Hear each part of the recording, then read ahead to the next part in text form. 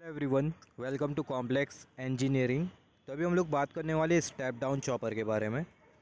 तो step down chopper में basically क्या होता है, जो आउटपुट वोल्टेज होता है वो सप्लाई वोल्टेज के कंपैरिजन में या फिर बोल सकते हैं इनपुट वोल्टेज के कंपैरिजन में कम होता है।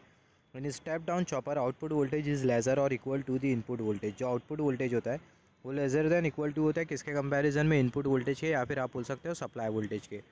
तो स्टेप डाउन चॉपर के केस में क्या होता है, जो आउटपुट वोल्टेज होता है वो कम होता है in comparison with supply voltage. और आप मोर प्रिसाइजली बोल सकते हो कि जो आउटपुट वोल्टेज होता है लेसर दैन इक्वल टू होता है सप्लाई वोल्टेज के कंपैरिजन में। आउटपुट वोल्टेज या तो कम रहेगा या तो बराबर में रहेगा किसके कंपैरिजन में, सप्लाई वोल्टेज के कंपैरिजन में। तो जो स्टेप डाउन चॉपर है उसकी जो सर्किटरी है वो आपको कुछ इस तरीके से मिलेगी। यहाँ पर बेसिकली लगा होता है चॉपर। हमने डिस्कस किया चॉपर का मतलब क्या होता है। जो चॉपर होता है वो एक ऐसा स्टैटिक पावर इलेक्ट्रॉनिक डिवाइस होता है जो कि क्या करता है, सोर्स और लोड को कनेक्ट और डिसकनेक्ट करने का काम करता है at a very high speed. जिसकी वजह से होता है क्या, जो फिक्स डीसी इनपुट होता है वो आपको वेरिएबल डीसी आउटपुट के फॉर्म में मिलता है। तो यहाँ पर अभी अगर हम लोग देखें, मैंने वही लिखा हूँ, chopper is a high speed semiconductor switch. वो चॉपर होता है वो हाई स्पीड सेमीकंडक्टर स्विच होता है जो कि कनेक्ट और डिसकनेक्ट कर सकता है लोड और सप्लाई को at a very high speed. तो यहाँ पर अभी आप देखो, यहाँ पर ये हमने कंसिडर कर लिया चॉपर। और यहाँ पर ये जो चॉपर है, ये चॉपर यहाँ पर ये जो चॉपर है, जैसे कि मैंने आप लोगों को बोला, यह हाई स्पीड सेमीकंडक्टर स्विच होता है। तो यहाँ पर स्विच के तौर पर आप SCR यूज़ कर सकते हो, GTO यूज़ कर सकते हो, कोई भी पावर इलेक्ट्रॉनिक डिवाइस यूज़ कर सकते हो। मगर मोस्ट ऑफ द केसेस हम लोग SCR को यूज़ करते हैं क्योंकि जो SCR है उसकी जो रेटिंग होती है वो थोड़ी ज़्यादा होती है। तो यहाँ पर अभी अगर हम लोग देखें, यहाँ पर ये चॉपर और यहाँ पर लगा हुआ ये फ्री व्हीलिंग डायोड। और यहाँ पर हमने कंसिडर कर लिया इंडक्टर, और यहाँ पर हमने कंसिडर कर लिया लोड, और यहाँ पर हमने कंसिडर कर लिया सप्लाई वोल्टेज। तो अगेन यहाँ पर ये जो स्टेप डाउन चॉपर है इसका जो वर्किंग प्रिंसिपल है, इसको हम लोग दो मोड में डिवाइड कर सकते हैं। मोड नंबर 1 और दूसरा जो मोड रहेगा वो होगा मोड नंबर 2। तो यहाँ पर अभी अगर हम लोग देखें, बेसिकली होगा क्या, मोड नंबर 1 में जो चॉपर होगा वो ऑन स्टेट में रहेगा। जो चॉपर है वो ऑन स्टेट में रहेगा, इसका मतलब जो स्विच है वो क्लोज में रहेगा। तो होगा क्या, जो करंट है वो ये इंडक्टर के थ्रू फ्लो करेगा, और जब करंट इंडक्टर के थ्रू फ्लो करेगा तो इंडक्टर क्या करता है, जो इंडक्टर है वो चेंज इन करंट को क्या करता है, अपोज करता है। और एट द सेम टाइम जो इंडक्टर है वो एनर्जी को स्टोर करने का भी काम करेगा। और ये इंडक्टर एनर्जी को रिलीज़ कर देगा जब ये चॉपर ऑफ स्टेट में आ जाएगा। तो यहाँ पर अभी अगर हम लोग देखें, यहाँ पर हम लोग वन बाय वन एक एक स्टेप कंसिडर करते जाते। सबसे पहला जो चॉपर है कंसिडर कर लेते हैं ये ऑन स्टेट में, तो ये जो स्विच है वो क्लोज रहेगा। तो होगा क्या, जो करंट है वो कुछ इस तरीके से फ्लो करेगा, जो करंट है वो इंडक्टर के थ्रू भी फ्लो करेगा। तो इंडक्टर क्या करेगा, जो इंडक्टर है वो एनर्जी को स्टोर करने का काम करेगा। और यहाँ पर ये जो इंडक्टर है इसके अक्रॉस जो पोलैरिटी आपको जो मिल रही है उसको हमने यहाँ पर कंसिडर कर लिया। यहाँ पर आपको पॉजिटिव पोटेंशियल मिल रहा है और यहाँ पर आपको नेगेटिव पोटेंशियल मिल रहा है। जैसे कि हमने डिस्कस किया, जो इंडक्टर है वो एनर्जी को स्टोर करता है। तो जब ये इंडक्टर एनर्जी को रिलीज़ करेगा तो आपको क्या मिलेगा, करंट मिलेगा, और वो जो करंट का जो नेचर होगा वो डिक्रीजिंग होगा। और यहाँ पर ये जो इंडक्टर के अक्रॉस जो पोलैरिटी है वो भी क्या हो जाएंगी, चेंज हो जाएंगी। तो यहाँ पर अभी आप देखो, जो करंट है वो लोड के थ्रू भी फ्लो कर रहा है, तो ऑब्वियसली आपको क्या मिलेगा, आउटपुट वोल्टेज और आउटपुट करंट मिलेगा। तो यहाँ पर अभी अगर हम लोग देखें, यहाँ पर हमने वेव फॉर्म कंसिडर किया है। यहाँ पर ये वेव फॉर्म हमने कंसिडर किया आउटपुट वोल्टेज के लिए, और यहाँ पर ये वेव फॉर्म हमने कंसिडर किया है आउटपुट करंट के लिए। तो यहाँ पर आप देखो, यहाँ से यहाँ तक कि आपका जो चॉपर है वो ऑन स्टेट में। फिर उसके बाद कर्सर की टिप आप केयरफुली नोटिस करना, यहाँ से यहाँ तक की जो चॉपर है, यहाँ से यहाँ तक की जो चॉपर है वो ऑफ स्टेट में। फिर अगेन यहाँ से यहाँ तक के जो चॉपर है वो ऑन स्टेट में, अगेन यहाँ से यहाँ तक के जो चॉपर है वो ऑफ स्टेट में। यहाँ पर ये जो टी ऑफ आपको जो दिखाई दे रहा है, ये जो टी ऑफ ड्यूरेशन है वो आपको इंडिकेट कर रहा है चॉपर का ऑफ टाइम। और यहाँ पर भी सिमिलरली टी ऑफ ड्यूरेशन आपको क्या इंडिकेट कर रहा है, चॉपर का ऑफ टाइम। और बाकी सभी टाइम पर जो चॉपर है वो क्या है, वो ऑन स्टेट में। तो यहाँ पर अभी अगर हम लोग देखें, जब चॉपर ऑन स्टेट में होता है तो होगा कि जो स्विच है वो क्लोज में रहेगा। जो करंट है वो इंडक्टर के थ्रू फ्लो करेगा, इंडक्टर एनर्जी को स्टोर करने का काम करेगा, जो करंट है वो लोड के थ्रू भी फ्लो होगा। तो हमें क्या मिलेगा, हमें मिलेगा आउटपुट वोल्टेज। यहाँ पर आप देखो, जो फ्री व्हीलिंग डायोड है ये कंडक्ट कर रहा है क्या, ऑब्वियसली जो फ्री व्हीलिंग डायोड है वो कंडक्ट नहीं कर रहा। तो यहाँ पर अभी अगर हम लोग देखें, हम लोग बोल सकते हैं जो आउटपुट वोल्टेज होगा, फ्री व्हीलिंग डायोड कंडक्ट नहीं कर रहा है, इसका मतलब कौन सी कंडीशन, ओपन सर्किट कंडीशन। इसका मतलब जो आउटपुट वोल्टेज होगा वो किसके बराबर में होगा, सप्लाई वोल्टेज के बराबर में होगा, जब चॉपर ऑन स्टेट में रहेगा। तो यहाँ पर हम लोग देख सकते हैं यहाँ से यहाँ तक के जो चॉपर है वो ऑन स्टेट में। और हम लोग देख सकते हैं जो आउटपुट वोल्टेज है किसके बराबर में, सप्लाई वोल्टेज के बराबर में। आउटपुट वोल्टेज किसके बराबर में, सप्लाई वोल्टेज के बराबर में। और सिमिलरली जब चॉपर ऑन स्टेट में रहता है तो जो करंट है वो इंडक्टर के थ्रू भी फ्लो करता है। और ये जो इंडक्टर है वो क्या करता है, करंट के चेंज को अपोज करता है। जिसकी वजह से होता है कि जो करंट है वो कुछ इस तरीके से राइज करता है, जो आउटपुट करंट है वो कुछ इस तरीके से राइज करता है। फिर उसके बाद यहाँ पर आप देखो, जो आउटपुट करंट है वो अपनी मैक्सिमम वैल्यू तक पहुँच गया। फिर उसके बाद यहाँ पर आप देखो ये पर्टिकुलर जो पॉइंट आपको जो दिखाई दे रहा है, इसके बाद से जो चॉपर है वो ऑफ स्टेट में आ जाता है। तो जब चॉपर ऑफ स्टेट में आ जाएगा तो ये जो स्विच है वो क्या हो जाएगा, वो ओपन हो जाएगा, राइट। तो होगा क्या, जो इंडक्टर ने जो एनर्जी स्टोर किया था उसको रिलीज़ कर देगा।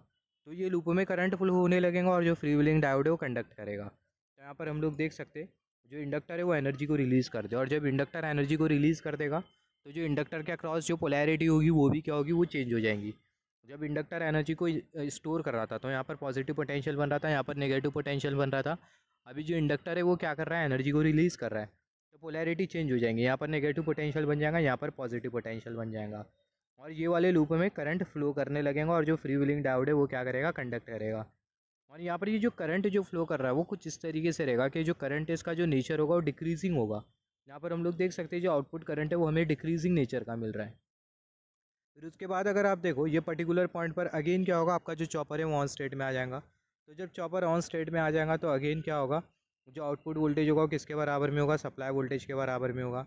अगेन जो आउटपुट करंट है वो कुछ इस तरीके से इंक्रीज़ करने लगेगा। फिर उसके बाद ये पर्टिकुलर पॉइंट के बाद आप देखो जो चॉपर है वो ऑफ स्टेट में आ जाएगा, तो इंडक्टर एनर्जी को रिलीज़ कर देगा, तो जो आउटपुट करंट है वो आपको डिक्रीजिंग नेचर का मिलेगा, एंड सो ऑन। और ये जो प्रोसेस होगा वो रिपीट होते जाएगा। तो यहाँ पर आप एक इंपॉर्टेंट पॉइंट नोट डाउन कर लेना है, inductor will store the energy. जो इंडक्टर है वो एनर्जी को स्टोर करेगा जब चॉपर ऑन स्टेट में रहेगा, और जब चॉपर ऑफ स्टेट में रहेगा तो जो इंडक्टर है वो क्या करेगा, एनर्जी को रिलीज़ कर देगा, जिसके वजह से करंट फ्लो होगा, और वो जो करंट है वो डिक्रीजिंग नेचर का होगा। सिमिलरली यहाँ पर अभी अगर हम लोग देखें जो सेम जो वेव फॉर्म है उसको हमने यहाँ पर कंसिडर कर लिया। यहाँ पर ये जो वेव फॉर्म है इसको हमने कंसिडर किया आउटपुट वोल्टेज के लिए, और यहाँ पर ये जो वेव फॉर्म है इसको हमने कंसिडर किया था आउटपुट करंट के लिए, राइट। आउटपुट वोल्टेज के लिए ये वाली वेव फॉर्म मिली थी, आउटपुट करंट के लिए ये वाली वेव फॉर्म। अब ये वेव फॉर्म को देखो, आउटपुट वोल्टेज के लिए आपको ये वाली वेव फॉर्म मिली थी, और आउटपुट करंट के लिए आपको ये वाली वेव फॉर्म मिली थी। तो दोनों जो वेव फॉर्म है उसको हमने यहाँ पर कंसिडर किया, ये आउटपुट वोल्टेज के लिए वेव फॉर्म, और यहाँ पर ये आउटपुट करंट के लिए वेव फॉर्म हमने कंसिडर किया। यहाँ पर आप देखो, यहाँ पर ये जो डॉटेड लाइन है वो आपको क्या इंडिकेट कर रही है, जो डॉटेड लाइन है वो आपको इंडिकेट कर रही है एवरेज आउटपुट वोल्टेज। यहाँ पर आप देखो यहाँ से यहाँ तक के कर्सर की टिप केयरफुली नोटिस करना, यहाँ से यहाँ तक के जो चॉपर था वो ऑन था, तो हम लोग बोल सकते हैं ऑन टाइम ऑफ चॉपर। यहाँ से यहाँ तक की जो चॉपर है वो ऑफ था, तो यहाँ पर हम लोग बोल सकते हैं ऑफ टाइम ऑफ चॉपर। यहाँ पर ये चॉपर का ऑन टाइम और ये चॉपर का जो ऑफ टाइम है, दोनों का अगर हम लोग सम कंसिडर कर ले तो हमें क्या मिल जाता है, हमें मिल जाता है चॉपिंग टाइम पीरियड। तो जो चॉपिंग टाइम पीरियड टी होता है, और जो चॉपिंग टाइम पीरियड होता है उसको हम लोग शो करते हैं टी से, और जो चॉपिंग टाइम पीरियड होता है बराबर में होता है on time of chopper plus of time of chopper. Chopper का जो ऑन टाइम है और चॉपर का जो ऑफ टाइम है दोनों को आप ऐड कर दो तो आपको क्या मिल जाएगा, आपको मिल जाएगा चॉपर का ऑन टाइम। तो हम लोग देख सकते हैं जो चॉपर का जो ऑन टाइम है, आई मीन चॉपर का टाइम पीरियड मिल जाएगा, सॉरी, चॉपर का आपको टाइम पीरियड मिल जाएगा। जब आप ऑन टाइम और ऑफ टाइम दोनों को ऐड कर दो तो आपको क्या मिल जाएगा, चॉपर का टाइम पीरियड, जिसको हम लोग बेसिकली बोलते हैं चॉपिंग टाइम पीरियड।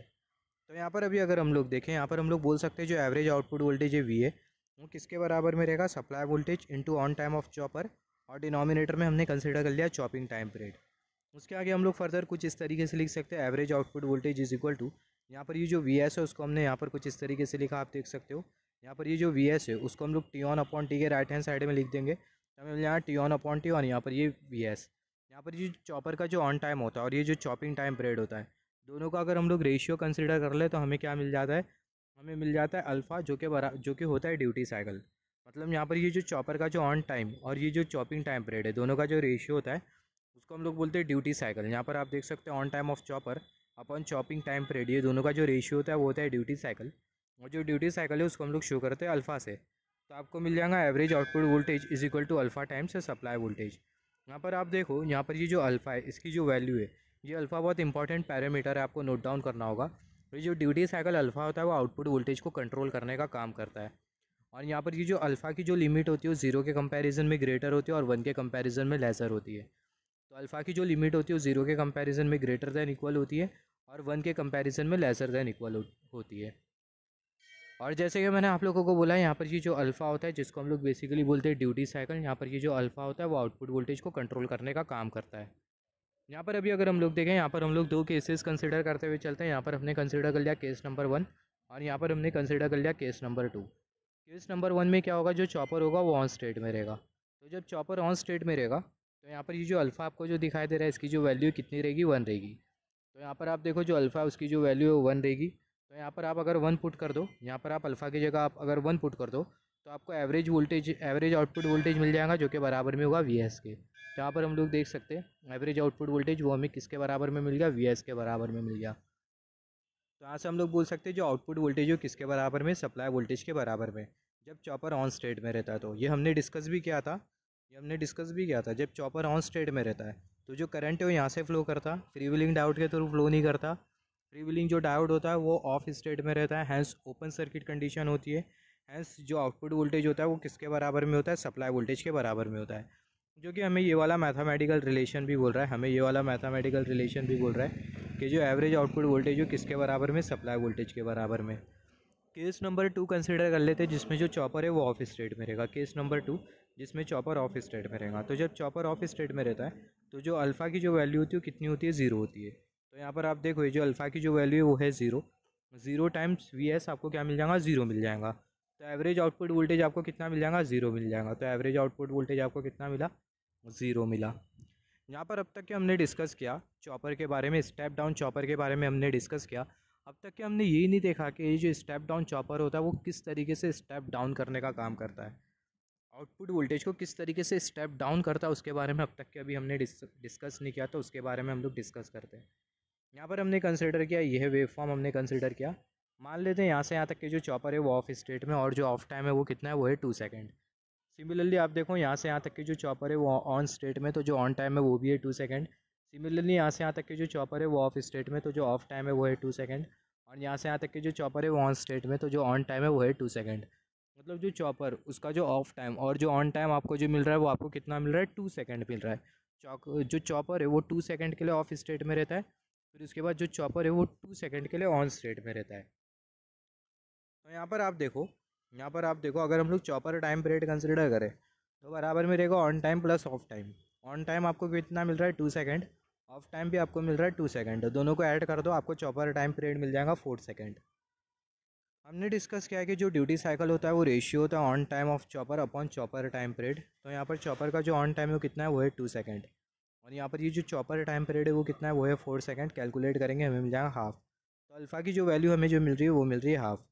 यहाँ पर ये जो रिलेशन है उसको हमने यहाँ पर कंसिडर किया, output voltage is equal to alpha times, यहाँ पर हमने कंसिडर कर लिया सप्लाई वोल्टेज। कंसिडर कर लेते हैं जो सप्लाई वोल्टेज है वो कितना है, वो है 10 वोल्ट। तो जो सप्लाई वोल्टेज है उसको हमने कंसिडर कर लिया 10 वोल्ट। तो हमें मिल जाएगा आउटपुट वोल्टेज, अल्फ़ा की जगह क्या पुट करना है, हाफ। तो हमें मिल जाएगा half into supply voltage. Supply voltage की जगह आपको क्या पुट करना है, 10 वोल्ट। तो VS की जगह हमने पुट किया 10 वोल्ट। इसको अगर हम लोग कैलकुलेट करेंगे आउटपुट वोल्टेज आपको कितना मिलेगा, 5 वोल्ट मिलेगा।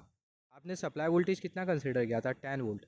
सप्लाई वोल्टेज आपके पास 10 वोल्ट था, आउटपुट वोल्टेज आपको कितना मिल रहा है, 5 वोल्ट। इसका मतलब ये जो चॉपर है कौन सा चॉपर है, स्टेप डाउन चॉपर है।